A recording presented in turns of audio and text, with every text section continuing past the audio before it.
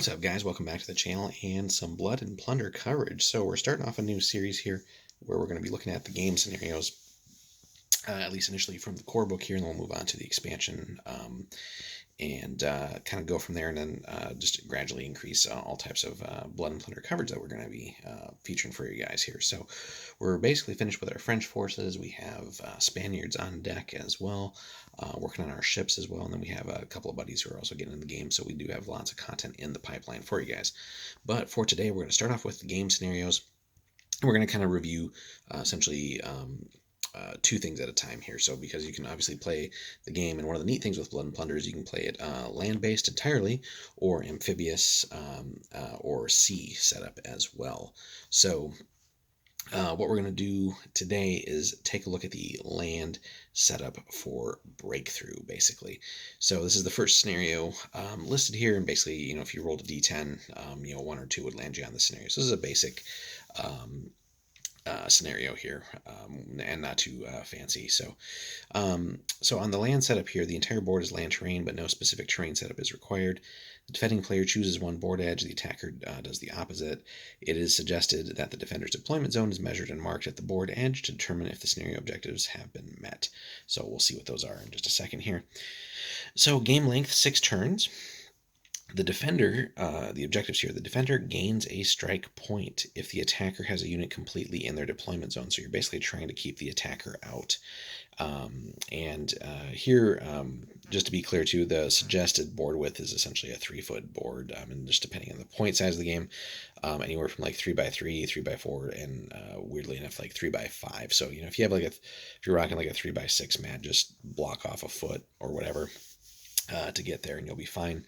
So that being said, the attacker gains a strike point if the attacker has no units within 4 inches of the defender's deployment zone by the end of turn 3 or later. So basically, you as the attacker need to get moving up, and strike points are basically what you don't want to start accumulating. Those are strikes against you, essentially, so for not doing things or incurring losses and other things like that. So, and again, these two are scenario specific here. So again, the attacker, you need to be pushing forward. So you need to get basically within 4 inches of their line by turn 3 or later. End of turn 3 or later. So basically no hanging back, and just like, let's say you were building a list that is just really focused on long range firepower, nothing else, basically just sitting back and sniping and whittling the enemy down, and then just kind of like casually strolling into their deployment zone at the end, and essentially easily winning that way. So it does force an emphasis on you to be the attacker. I like that. And the defender, very clear, very typical of that kind of scenario. So basically keep them out, right?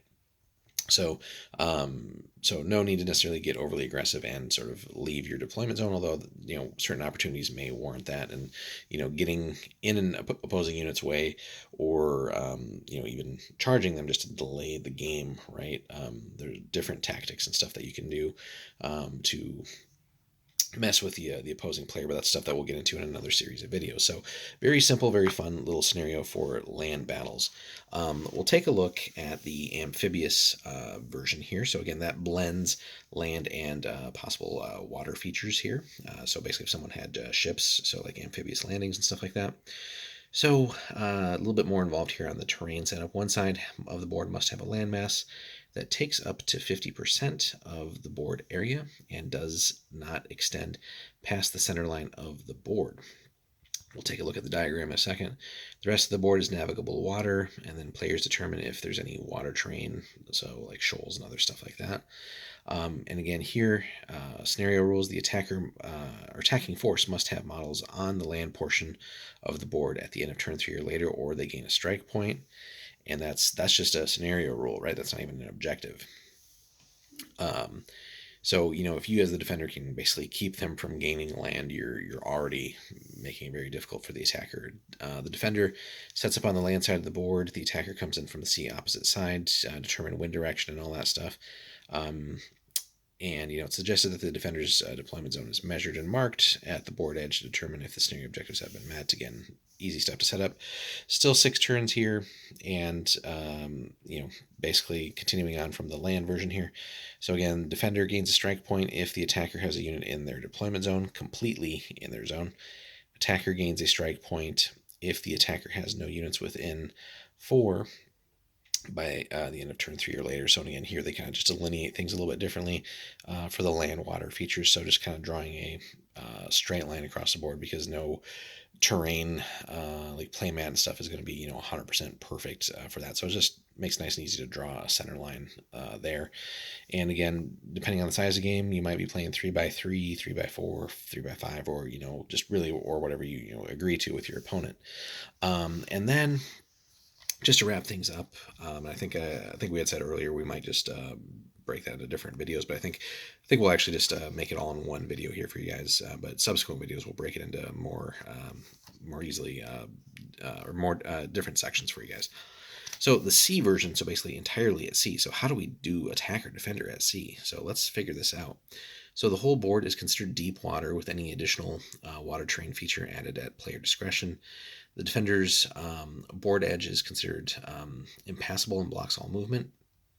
It's basically representing a stretch of coastline that the defender's ship is trapped against. And then deployment here, so the defending force sets up within 6 of the impassable terrain. And then, the impassable edge. The attacker sets up anywhere at least 24 inches away from the defender. The attacker may not set up with the bow of any of their ships pointed windward. Boats, maybe, though. Again, 6 turns here, and here the objectives change just a little bit because, again, we're just dealing with ships, essentially.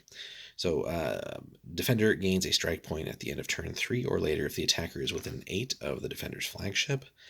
Attacker gains a strike point if the defender's flagship is not within 12 of the center, within 12 of the attacker at the end of the turn 3 or later. Don't know where we got center from there. Then attacker defender. So if an opponent's flagship is reduced to at least half its top speed due to rigging damage at the end of any turn, the player gains a strike point there. So in here we kind of get the setup, right? So wind is coming at you, the defender. Attacker deploys 24 from that, and basically you have that strip of impassable terrain there. So those are your 3 versions, and that's really one of the great features, again, of Blood and Plunder, guys. You get every scenario is really 3 scenarios because there's really 3 different ways to play the game, right? Land, amphibious, and sea. And again, there's other factors that will really make these more interesting as well when we get into other conditions to the game, like weather and so on and so forth, but that'll be in a separate series of videos. But hope you guys enjoyed our little look here at the first scenario. Again, we got plenty more content coming for you guys. Thanks so much for hanging out with us today. If you could, leave us a like and a subscribe, guys, and comment below too what your experience has been with Breakthrough, and whether you prefer the land, amphibious, or sea versions, and just some of your experiences there. We'd happy to hear from you guys. But like we said, like and subscribe helps us grow the channel even more, and we'll see you in the next one. Take care.